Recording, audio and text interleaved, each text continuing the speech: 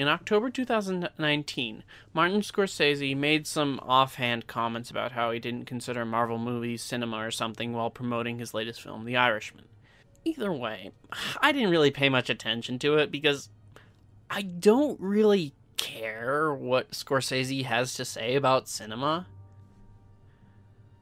Some other people did. Look. How do you really feel, Marty? I know. I'm shocked that the director of Taxi Driver doesn't like Marvel movies. There's so many sides to that, though. It's like this classic.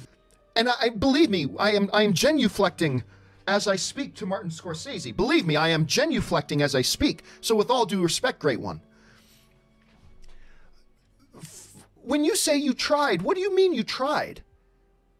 What, you tried one?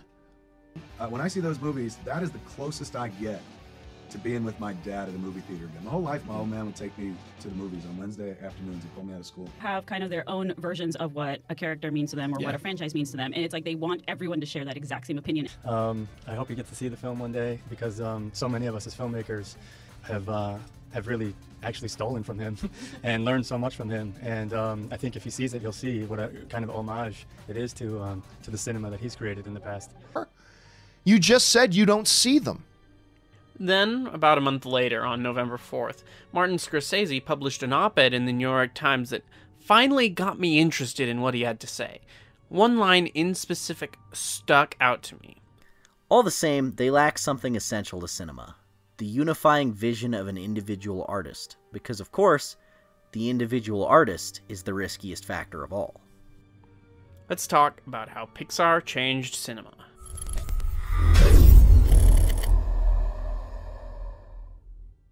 That sentence, where Scorsese mentions the bit about the individual artist, struck a chord with me.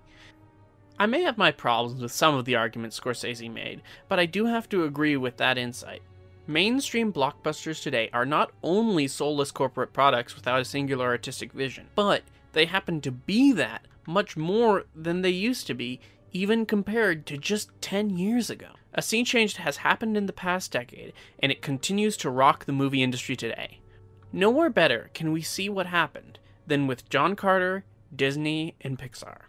But before I do, FilmBro YouTube Law insists that whenever I make a video talking about the studio system, I must include some variation of the joke that studio executives, who I'm not going to mention by name because that will require too much research, are out-of-touch, money-grubbing assholes who don't care about art despite going into the industry of creating art.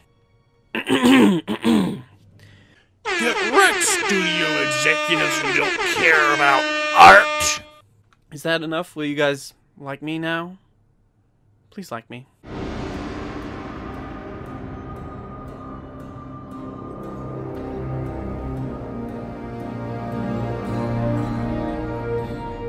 In the climate we exist in today, it's hard to remember that not so long ago, Disney wasn't the champion of the box office and of the movie industry it was today. Disney, as box office king, is a phenomenon that only really started about 6 years ago. Before then, Disney had more than its fair share of bombs, and Disney continues to this day.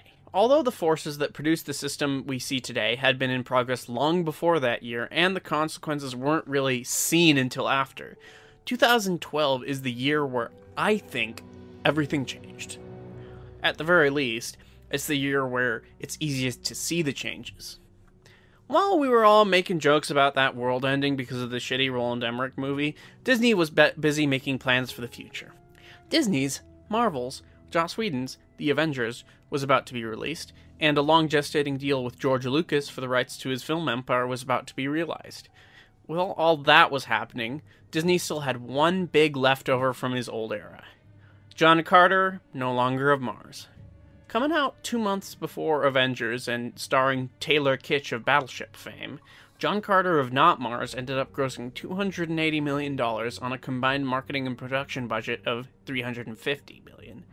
When the dust settled, the Walt Disney Company ended up losing upwards of $200 million. They say that failure is the best teacher, and by all indications, Disney learned. I'm not going to write a paragraph pretending to know who John Carter is so that you'll think I'm a smart person who reads books.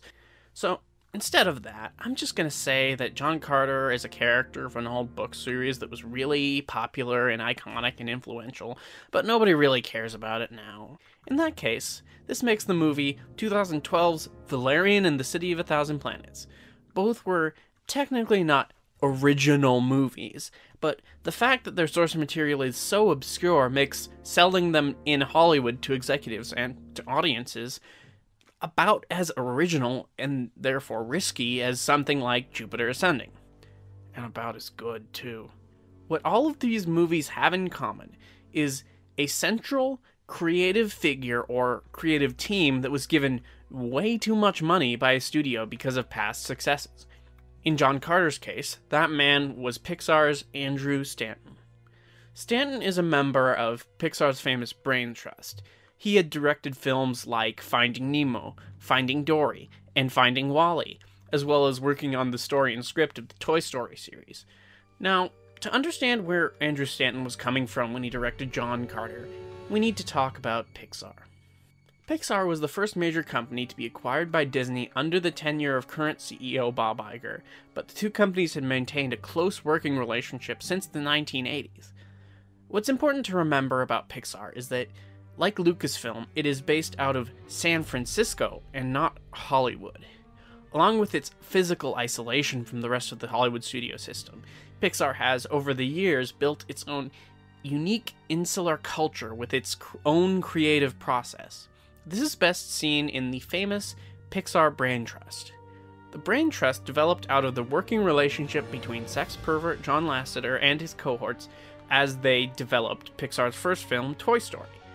They're basically a group of Pixar alumnuses who, and I know that's wrong, collaborate and critique each other on a deep level, sparing no comment on each other's work for the sake of preserving an ego. Like I said, it's very anti-Hollywood. This creative process brought us Pixar's now legendary mid-2000s run of classic animated films we all love and revere unquestioningly, even the ones I haven't seen, because I desperately want to be seen as relatable to my target audience of people who grew up with these movies, and I dare not disrupt the nostalgic image of these films that people have in their minds. I, too, am a Gen XYZ millennial who has nostalgic memories that make for #relatable content. Please love me. Fast forward to the early 2010s. Disney is now in full ownership of Pixar, which has yet to release a single box office bomb or disliked film. For basically the entirety of the 2000s, the biggest money makers at Disney were Pirates of the Caribbean and Pixar. Finding the Incredibles director Brad Bird leaves the studio in 2008 to direct a Mission Impossible film for Paramount. Thus begins the, shall we say, dry spell at Pixar that would end with Inside Out, where their films weren't necessarily bad or unsuccessful, but not nearly as successful or as beloved as those that had come before. So, with this in your mind, imagine you are the chairman of Walt Disney Pictures and Andrew Stanton walks into your office talking to you about this John Carter movie he wants to make. Are you gonna tell one of the geniuses who brought you Wall-E and Finding Nemo no? Are you going to let one of your biggest hit makers of the decade leave to one of your rivals? Now, imagine that sexual harasser-in-chief John Lasseter, chief creative officer of Pixar and Disney Animation, and director of Toy Story itself, comes to your office to support Andrew Stanton's vision.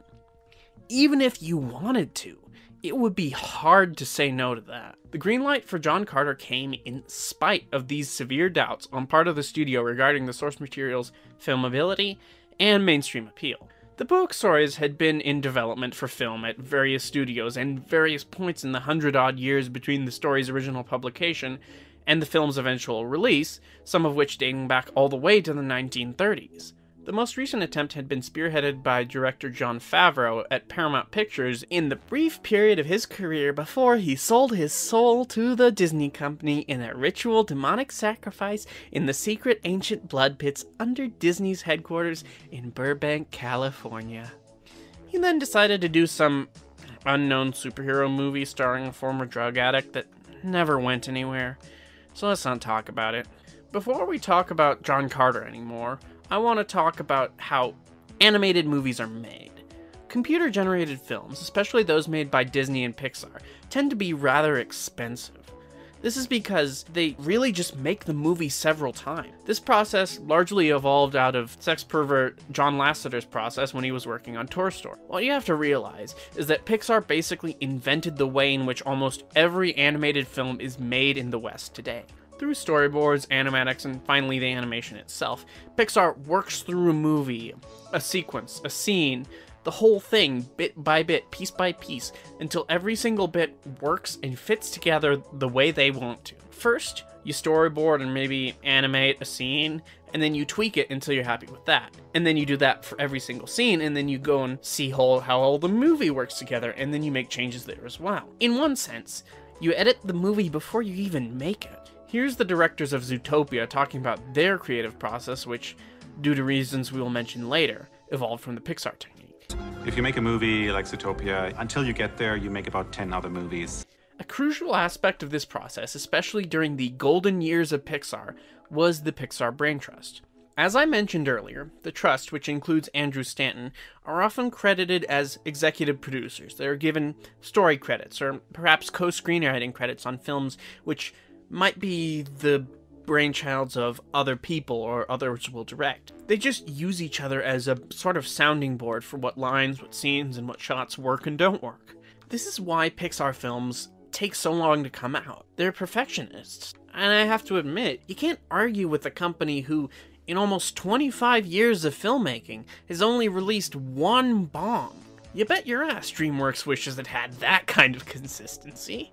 This won't be important for talking about John Carter specifically, but it will be important for later to emphasize this level of creative consistency. One of the unique feats of Pixar has been to create consistently good, if not great, films. In addition to being time-consuming, the Pixar method is also expensive. In today's dollars, a Disney animated film from the 1990s would cost anywhere from $45 million to $80 million. That's cheap by today's standards. And sure, part of the inflation is to cover the cost of A-list voice talent like Chris Pratt and Tom Holland, but at the same time, Illumination Entertainment has managed to release films with a similar echelon of Hollywood names like Sandra Bullock and Benedict Cumberbatch for far less. Now, $80 million might seem like a lot of money to you and I, but Pixar films tend to cost at least twice that. Notwithstanding recent exceptions of cheap animated knockoffs like Ugly Dolls, seriously, who asked for that movie? The Pixar method has become the method of making animated films in the 21st century. Therefore, when Andrew Stanton left Pixar in 2008 to work on John Carter, this was his education and his experience in filmmaking. It's a highly collaborative, iterative framework which allows you to make mistakes and to change. When you start production on an animated film, you could come out at the other end with something completely different, and that's okay. This would, however, come back to haunt him in live action.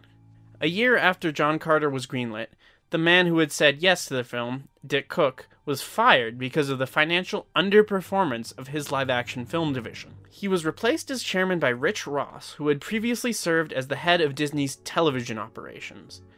As is common, he cleaned house. He replaced prominent company lieutenants with his own people, including Sean Bailey as president of production and M.T. Carney, a film industry outsider, as the head of marketing. Most of these people had very little film experience, and certainly none in the business of blockbusters. But despite the change in management, John Carter steamrolled into pre-production in 2009 with cameras rolling in November. After some initial location scouting, production began in earnest in January 2010.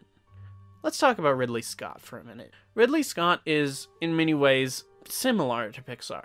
He is infamous within the industry, however, for being an efficient filmmaker, second only perhaps to Clint Eastwood. Simply put, he likes to know what he's doing before he starts rolling cameras. Like Pixar, he plans out and revises his movies extensively before he films. His storyboards are insured for millions of dollars because of this. And in 2017, he released 2 films. The first was Alien Covenant, which, under the hand of any other filmmaker, would have taken 130 days to shoot. Scott wrapped it in 73 days. almost 60 days less. With less than a month until the release of All the Money in the World, he reshot and re-edited the film to get rid of Kevin Spacey after he was outed as a gay man sex pervert. Say what you will about the quality of these films, but the feat is impressive nonetheless. Both Scott and Pixar are used to extensive preparation before filming, but once production begins, they do differ a bit. Pixar is still willing to make changes even halfway through the production of an animated film. Although Andrew Stanton started filming with extensive preparation and planning, he was still stuck in that Pixar frame of reference. In an interview with The New Yorker, Sean Bailey remarked that as Stanton was filming, he was constantly, quote, Andrew is the opposite of the usual we prep it, we shoot it. He's always dropping in new storyboards and scenes. It's the Japanese idea of kaizen, a continual process of improvement. Any scene that's an 8, he'll tear up and try to make a 10. After production wrapped, Stanton dove into the editing bay and delivered a 2-hour, 50-minute cut of John Carter. He, let alone the studio executives, was not happy. There were several problems, the most pronounced being the relationship between John Carter and his love interest Deja, as well as a bloated, confusing, heavy first act. Some of these problems do remain in the final cut, with reviewers noticing that the film introduces John Carter 2 separate times. Reshoots were in order. Reshoots are kind of a dirty word nowadays, but as YouTubers like Folding Ideas noted, they're also very common. Every big movie gets them. Avengers Endgame had 2 rounds of reshoots. Simon Kinberg, director of Dark Phoenix, noted that the process has become so standard that Marvel Studios schedules reshoots and budgets them into their contracts before photography even begins.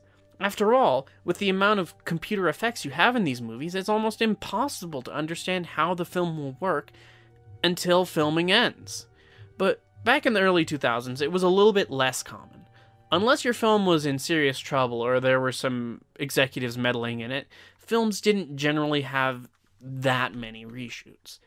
But Stanton did demand them. Speaking to the Los Angeles Times, Stanton said, I've been taught how to make a movie work really, really well that's had 4 reshoots, he said. The thing I had to explain to Disney was, you're asking a guy who's only known how to do it this way to suddenly do it with 1 reshoot. I said, I'm not going to get it right the first time. I'll tell you that right now. The sources differ, but from what I can tell, there were at least 2, but up to 4 rounds of reshoots, lasting anywhere from 18 days to a month. This inflated production costs drastically. Especially if you haven't planned for them in your budget, reshoots are really expensive and difficult in live action. You have to bring together all the actors you hired who are more often than not busy working on other things. You have to book all the locations you used, and you have to assemble sets that may or may not have been destroyed. Disney, since it already had invested hundreds of millions of dollars, agreed. Although reshoots are generally seen as an indication of a universally bad movie, they do in many cases save the film. Dark Phoenix's new ending is badass, and it's the same situation here.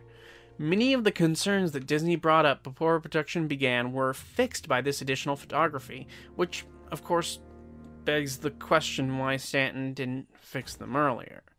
But we'll ignore that for now. The changes ranged from tweaking a line of dialogue here in a scene to completely reshaping entire sequences, as well as adding a new opening to the movie. The film wasn't perfect, but it was better. The reshoots demanded by Andrew Stanton laid us to the interesting paradox of his decision to work in live action. He left animation because he craved spontaneity, yet at the same time he stuck to his animation playbook, demanding perfection in all places. He surrounded himself with an experienced live action crew who he frequently butted heads with. He demanded nothing less than a miracle from the visual effects team, and he was notoriously demanding of his marketing crew. Thanks to his connections with Pixar, Stanton had been granted complete creative freedom, and he was going to use it. Clearly, he hadn't thrown off the Pixar mentality. Only this time, it wouldn't work quite as well in live action. Although Andrew Stanton was beloved by his actors, he was not quite as popular with the rest of his crew. In an interview with Google, he talked about the differences between working with a live-action crew and an animated crew in the most egotistical way possible. There'd be days where like, okay, we finished that shot, and before I could tell anybody what we were going to do, they'd all start moving the camera and putting it somewhere else, and I'd play this little dysfunctional game of going there. I'm going to wait and see if anybody's going to ask me what we're going to shoot next, because they seem to not care. They seem to be putting it where they want. I haven't had to talk that much with Brad Bird, but we did compare that was happening to both of us. We're like, is anybody going to ask me what they want the next shot to be? Wow, they seem to be fine. I'm just going to let them set it up now, and then they'll find out that I don't want that camera there. Or, Andrew, you could speak up and talk to the crew. That is a thing you can do. Speak up, Andrew! Speak up! Although he was surrounded by live-action veterans like Dan Mindel as cinematographer and producer Colin Wilson, he leaned much more heavily on Pixar alums, including the Brain Trust and Pixar general manager Jim Morris. He was quoted in The New Yorker as having said, 3 months in, I said to my producers, is it just me, or do we actually know how to do this better than live-action crews do? There were two different filmmaking philosophies at war on this movie, and Stanton's was winning. These problems extended beyond the creative choices to the marketing and to the release strategy. When Rich Ross became chairman of Walt Disney Pictures, he hired M.T. Carney, an outsider to the movie industry with experience running a boutique Madison Avenue advertising agency, as chief of the marketing department. In her 2.5 years at Disney, she ruffled many feathers by dramatically overhauling her entire operation in a matter of months. In a business as insular and as focused on the past as Hollywood, this didn't fly. Another factor I don't want to downplay here with M.T. Carney is an obvious undercurrent of sexism. In one famous incident, she visited the set of Steven Spielberg's War Horse in muddy, rainy England wearing all white, including white heels. Even though she was born in Scotland and probably had a little more experience with the dampness of the British Isles than anybody else there, this episode didn't help but provide the impression that M.T. Carney was a little bit of an outsider. She wasn't truly Hollywood. Certainly, in the pre-Me Too era, this episode certainly retains a little bit of a stink of the casual sexism. And this isn't to say that M.T. Carney's behavior was exactly good, but it seems no different to me than any other egotistical Hollywood executive. But in the case of John Carter, the flaccid marketing campaign was Stanton's fault, not hers. He famously refused to work with her on assembling shots for the trailer during production, which is commonplace practice in Hollywood. Typically, for a movie of this scale, even before filming begins, the filmmakers and the marketing team will collaborate on what will be the money shot for the trailer. And the textbook example of this is Roland Emmerich's Independence Day, where you see the shot at the end of the trailer where the White House is blown up. You choose a moment to hook the audience on, and then you build the entire marketing campaign around that. But that didn't happen on John Carter because he refused to work with M.T. Carney on that process. He had all the control, and she took all the blame. Stanton insisted on using Led Zeppelin's Kashmir for the trailer, the stereotypical movie trailer song, and this didn't help the film feel any less generic.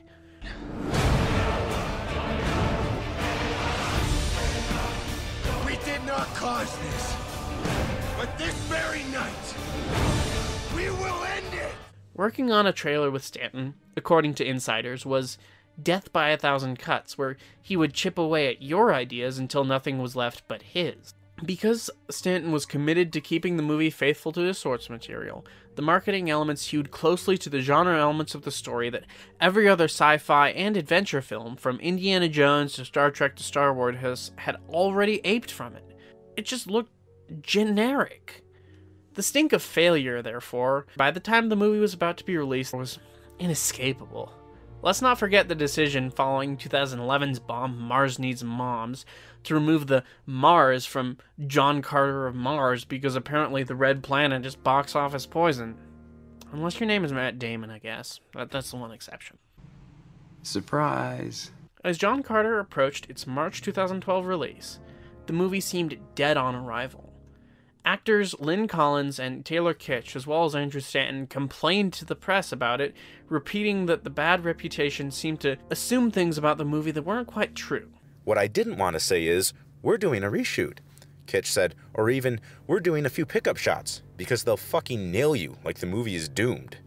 I've found, in my personal experience, that once a movie receives a certain amount of negative press, regardless of the film's actual quality, it's like we've already decided it will be bad and we just skip it. This was the case with John Carter as well. I personally saw the film a couple of weeks after the release, and I thought it wasn't that bad. Nothing great, you know, but certainly not bad. Regardless, the movie bombed hard.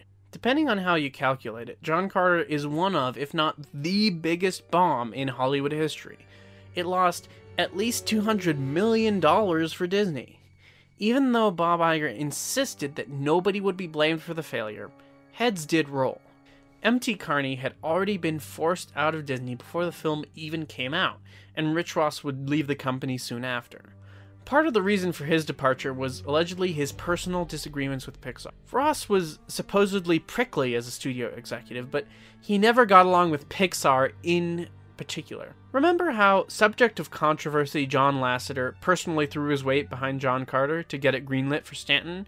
And then how Stanton leaned heavily on those connections and those alums during production? Well, none of this really sat well with Rich Ross. When looking for people to blame, Ross pointed to Pixar. I can only guess here, but my personal impression is that Ross didn't like the undue influence of Pixar on his operations at the studio. It was about power and territory. This finger pointed ended up backfiring, and Rich Ross eventually was forced out of Disney. 2012 was, in many ways, a year of transition in the movie industry. The last Twilight film came out. The first Hunger Games film came out. Sony Pictures had more films in the year-end top 10 box office than Disney. The Dark Knight Rises and the Avengers hit theaters within months of each other. More than any other studio, it was a year of transition for Disney. The Avengers was the first Marvel film released by Disney following their purchase of Marvel Entertainment. They bought Lucasfilm in October. The era of Disney hegemony definitely began in 2012. John Carter is also part of that history. It taught Disney important lessons about 21st century filmmaking. It also represented a sea change in the culture of Disney. Before he was a CEO, Robert Iger decided to push to purchase Pixar Studios after he visited the opening of Hong Kong Disneyland. It didn't escape him that all of the characters he saw in the Disney parade that had been created in the past 10 years were Pixar. He then convinced his bosses that it was necessary to purchase Pixar. Soon after, serial diddler John Lasseter was installed as Chief Creative Officer of Pixar and Disney Animation. Although Pixar and Disney still retain distinct creative cultures, Disney Animation has since then certainly taken a lot of notes from Pixar and their techniques and sensibilities, if not their precise culture. Disney Animation, for example, has their Story Trust now, which is based upon the principles of the Brain Trust. Now, I want to argue that not only did Pixar end up influencing Disney Animation, but the entirety of Disney, the studio. What Andrew Stanton did on John Carter has become the standard for Disney itself, as well as the rest of the industry. Whether they adapt willingly like Marvel, or they end up stumbling through the process accidentally like Fox, you end up at the same conclusion. There is a direct consequence of the Pixar attitude of wanting to make everything perfect. It is this attitude towards filmmaking that Scorsese was complaining about. Under copyright law, the entity commissioning work done for hire is, for all intents and purposes, the author of that work. But when you talk about the literary sense of an author, of the person who is creatively responsible for the work, it's the director. Under the current studio climate, however, it seems more and more to me that the author of the work, in the literary sense, is the corporation. From Apple to Disney to HBO, more and more corporations are suppressing the creative expression of individual artists for the sake of preserving the brand identity. This has not only emerged in the type of movies that are being greenlit, which Scorsese points out, but also the way that movies are made. This aspect of the change in filmmaking has not been talked about enough, and it started with Pixar. The story of making John Carter is the story of a lot of things. It's the story of an artist given too much control over every aspect of the production. It's the story of a bunch of executives who failed in their jobs to rein in creative minds. This is the productive tension Scorsese mentions. John Carter is also the story of how Pixar changed the way movies are made, and in so doing, changed cinema.